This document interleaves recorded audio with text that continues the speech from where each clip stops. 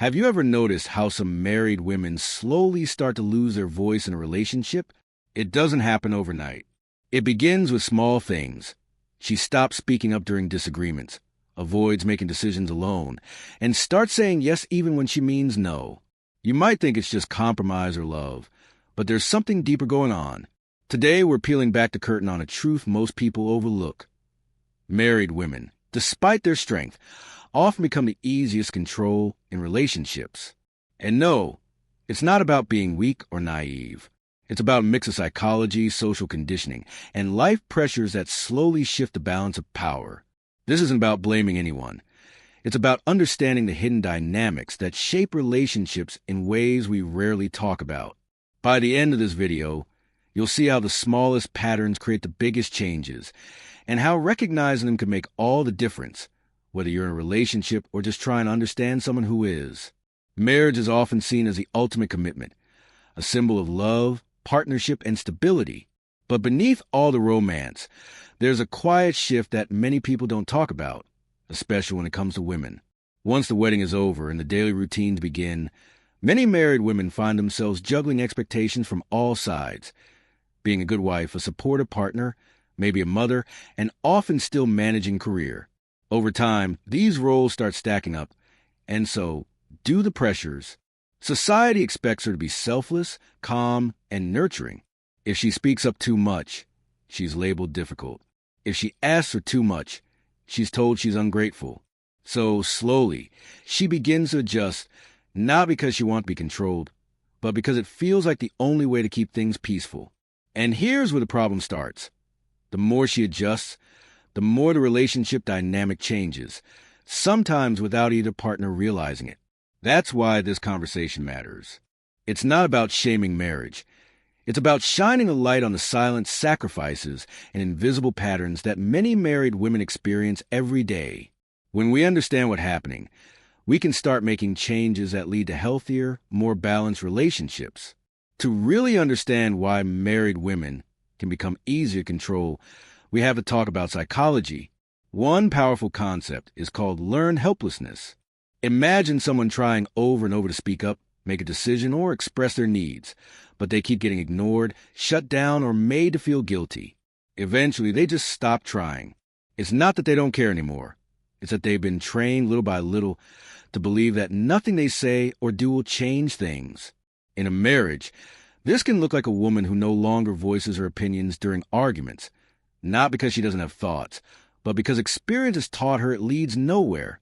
Then there's cognitive dissonance, which happens when our actions and beliefs clash. A woman might believe she deserves equality and respect, but if she's constantly compromising or being silenced, she starts to reshape her beliefs to match the reality she's living, telling herself, this is just how marriage works. Add in the fear of conflict, the desire to keep the peace, and the emotional investment in the relationship, and you have a powerful mix that makes control not only possible, but easy. And the scariest part? This control doesn't always come from an abusive or evil partner. Often, it's the result of tiny repeated moments that seem harmless on the surface, but build into something much bigger over time. From childhood, many women are conditioned to prioritize others' needs before their own. It starts early, with the way girls are praised for being polite and helpful or quiet, while boys are often encouraged to be assertive, bold, and independent. These messages may seem small, but they stick. And when these girls grow up and become wives, those same habits often carry over into their marriages. In many cultures, both modern and traditional, there's still an unspoken expectation that a good wife is someone who supports her husband, keeps the home running smoothly, and doesn't cause trouble. Even when society claims to be progressive, these outdated beliefs show up in subtle ways, like in movies, advice from family, or even casual jokes. Over time, these cultural cues train women to see self-sacrifice as normal and to equate silence with strength. And when a woman is constantly trying to meet these expectations, she might start making decisions that aren't really her own, just to be accepted, liked, or approved of. This doesn't mean she's weak. It means she's been shaped by a world that quietly rewards her for being smaller, quieter, and more agreeable. So when control happens in marriage, it's often not just between two people. It's the weight of years of conditioning playing out in everyday choices. Money isn't just about paying bills.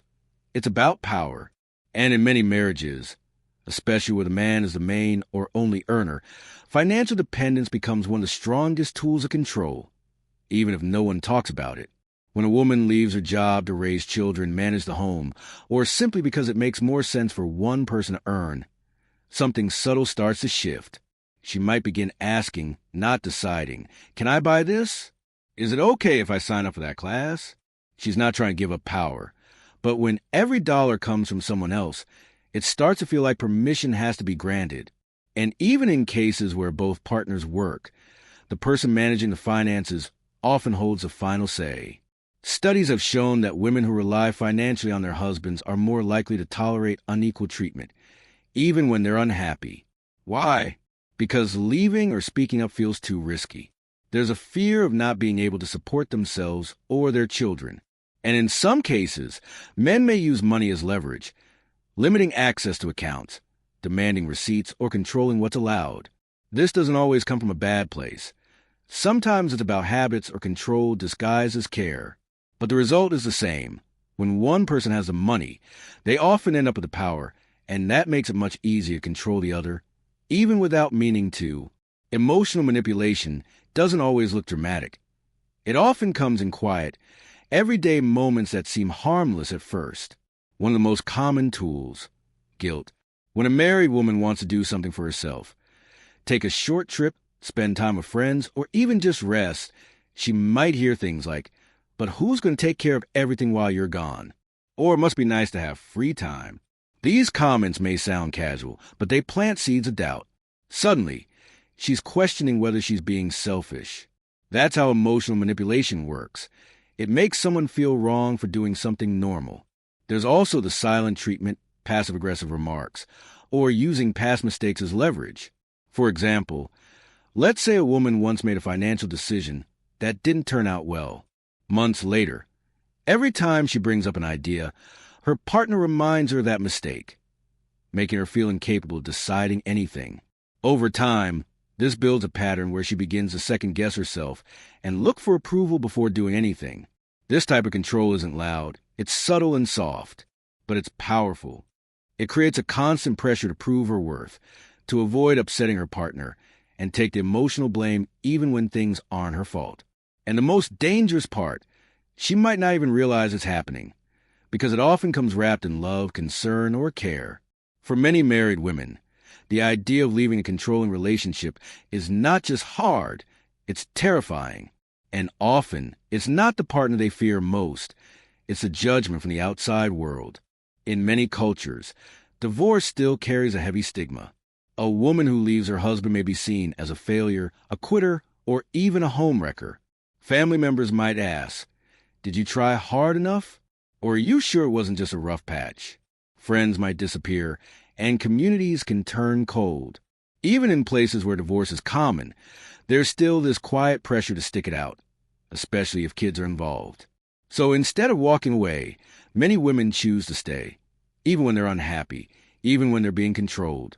They convince themselves that things will get better, or that this is just what marriage is supposed to feel like. The fear of being alone, the uncertainty of starting over, and the pressure to keep the family together becomes stronger than the desire for freedom. It's not that these women don't see the problem. It's that they feel trapped between two painful choices: stay and lose themselves slowly, or leave and risk being judged or abandoned. And that's a decision no one should have to make alone. Let's take a look at how this plays out in real life. Meet Clara, a woman in her late 30s, married for over a decade, with 2 children. She once had a promising career, but after the kids were born, she decided to stay home. Her husband was supportive, at first, but over time, he began making all the financial decisions. Clara had to ask for money, for groceries, for school supplies, even for clothes. When she questioned a purchase he made, he snapped, "I'm the one paying for everything." Slowly, she stopped asking. Then there's Layla, a woman who used to travel and go out with friends regularly. After she got married, her husband would make subtle comments every time she went out. "Do your friends really matter more than me? Or you're always running away from the house?" At first, she laughed it off, but eventually, She started canceling plans just to avoid the tension. Both of these women didn't realize how much control had crept into their lives, because it didn't come as shouting or threats. It came as guilt, expectation, and habit. These stories aren't rare, they're everywhere, and they show how control often wears a friendly face. Control isn't always obvious. In fact, the most dangerous kind is the kind that hides in plain sight. Here are a few signs that a married woman might be under someone else's control without even realizing it. First, she constantly apologizes, even for things that aren't her fault. That's a sign she's been made to feel like a burden. Second, she checks with her partner before doing even the smallest things, like visiting family, buying something small, or making plans. Third, her social circle has shrunk over time. Maybe she used to have a lot of friends, but now she spends most of her time at home. Fourth, she seems nervous when talking about her partner.